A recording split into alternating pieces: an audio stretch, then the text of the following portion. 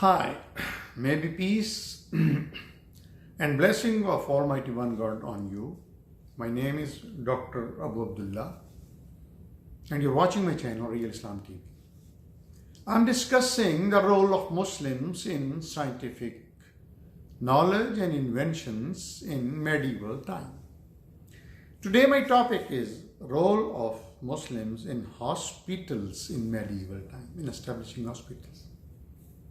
The Muslims in the days of early Islam had developed a high culture and had organized their administration on a sound footing. The Islamic caliphs, rulers, as well as other Muslim principalities, has created separate departments for different subjects which were headed by ministers and supervised by secretaries. Organized on highly efficient lines was the Public Works Department, whose function was the construction and maintenance of roads and bridges, as well as the provision of sanitation and medical facilities to all classes of people. Never before had medical facilities been provided for the common people on such a large scale and in such an organized form. The Muslims were the first to establish hospitals, dispensaries, and medical schools in the world. In the curative use of drugs, writes Philip Hitti, some remarkable advances were made at this time by the Muslims. It was they who established the first apothecary shop, founded the earliest school of pharmacy, and produced the first pharmacopoeia. Several pharmacological books were written by Muslims. The author of the first of these books was the celebrated Jabir ibn Hayyan. The greatest medical theories during medieval times were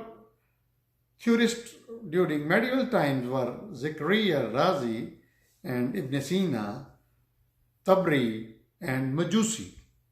Among these, Razi and Ibn Sina were also two of the outstanding practicing physicians of their time. Now I will discuss early period. Even before the advent of Islam, Haris ibn Khald, a resident of Taif who had mastered medical science, was welcomed in the court of Persian Emperor Noshirwan. His son Nasr ibn Haris earned an even greater reputation than his father as a physician and was instrumental in popularizing medical science in early Islamic Arabia. Hazrat Umar, the second caliph of Islam, dispatched a company of physicians along with the Arab army bound for Persia. The Umayyad caliphs represent a period of consolidation and proper organization of Muslim resources. The third Umayyad caliph, Walid ibn Abdul Malik, who took much interest in public works, founded an institute for blind and disabled persons. He established the first medical dispensary in Islam in 88 after Hijrah and staffed it with a number of able physicians and surgeons. Soon afterwards, dozens of small dispensaries sprang up all over the vast Umayyad Empire. Abbasid Caliph.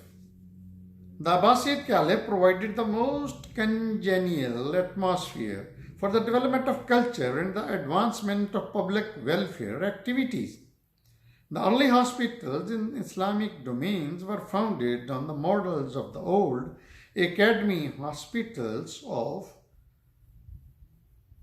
Jandashpur and were named Bimaristan. The first hospital was founded at the beginning of 9th century in Baghdad during the reign of the celebrated Abbas Caliph Harun Rashid. 5 more hospitals were established during the 10th century AD.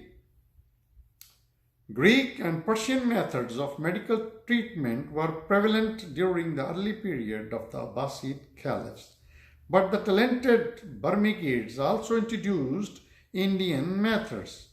They invited a number of Indian raids and had their medical works translated into Arabic and founded a big dispensary in Baghdad in which patients were treated. Harun Rashid also created a separate department of health, which is used to run several government dispensaries staffed by talented physicians. The department was supervised by an Inspector General of Health, and Bakht Yeshu was the first to be appointed to this high post in 171 after Hijrah. The same post was occupied by his son Jabril in 175 after Hijrah. The medical practitioners were highly paid, and Jabril received the 10,000 dirham as his monthly salary and 5,000 as allowances from the imperial. The maintenance of efficiency and high standards in the medical profession was also looked after. As early as the day of Mamun and Mu'tasim, pharmacists had to pass a proficiency test before starting their practice. In the reign of another Abbasid Caliph, Al-Muqtadar Billah, the medical department registered phenomenal progress. His talented ministers Ali ibn Isa took a lively interest in public welfare activities. Sinan ibn Thabit ibn Qurra, an eminent physician, was the Inspector General of Health. The outbreak of large-scale epidemics in the Abbasid domains necessitated the expansion of the health department. A number of new hospitals were opened and separate hospital was attached to each prison. A section of temporary dispensaries was also opened. Hundreds of physicians were appointed who toured the rural areas with mobile dispensaries and attended ailing persons. In addition to these arrangements, Muqtadar Billah had also founded several large hospitals, one of which was built on the bank of the river Tigris and spent about Rs 35,000 per year annually. Another hospital built in his own name had an annual expenditure of about 12,000. Due to discovery of case of malpractice, Sinan, who was Inspector General of Health, was ordered by the Caliph in 931 AD to test all practicing physicians and grant qualification to those who could satisfy him. Diplomas were awarded to successful candidates. Arrangements were made for practical instructions. Orthopedists were examined as to whether they were acquainted with anatomy and surgery. Like surgeons, the ophthalmologists had to undergo a further test and were forbidden to practice unless they knew the gross anatomy of the eyeball. They had to satisfy the examiner that they knew the 3 principal diseases of the eye as well as their complications. Hence, a system of medical proficiency tests were introduced, and over 860 men passed the test in Baghdad alone and started their practice.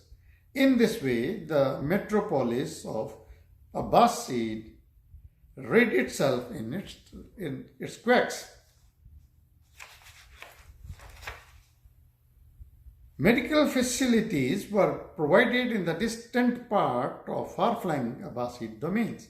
At least 34 hospitals were scattered all over the Islamic world during the Abbasid Caliph, and mobile clinics existed in the 11th century.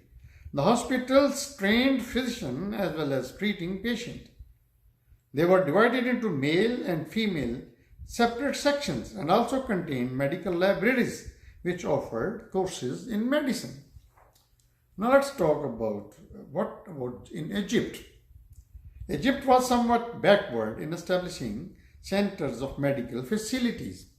According to Allama Makrizi, a dispensary was opened in Cairo under the orders of Fatah ibn Khakan, the minister of Caliph al-Mutawakkil Billah.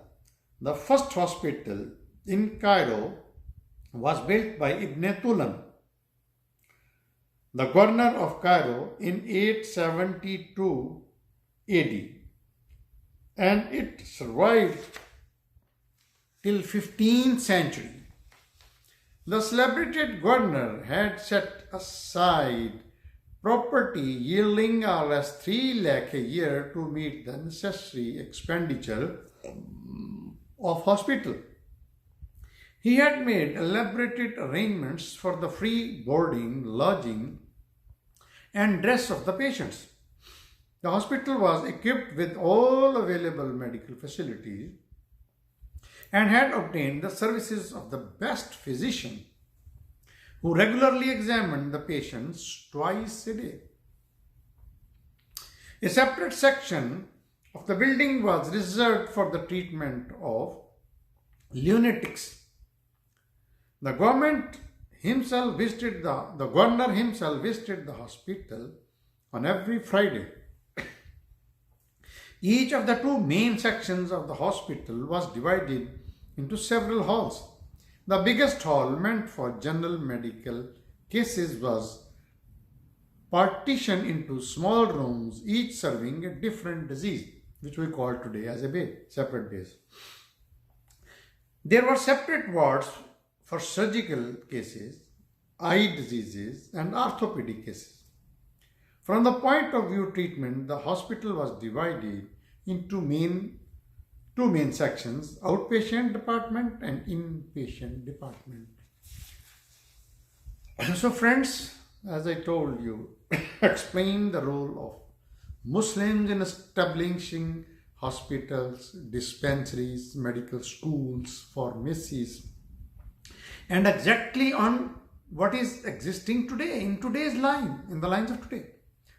Male, female, pharmacy separate, inpatient, outpatient, surgical ward separate, eye ward, orthopedic ward, with all facilities, with all physicians, with all paramedical staffs, exactly on the lines of these today. So here I finish my lecture. In next lecture we will explain what other Muslim rulers did for the health of the common man. Please keep on watching my channel. Thank you.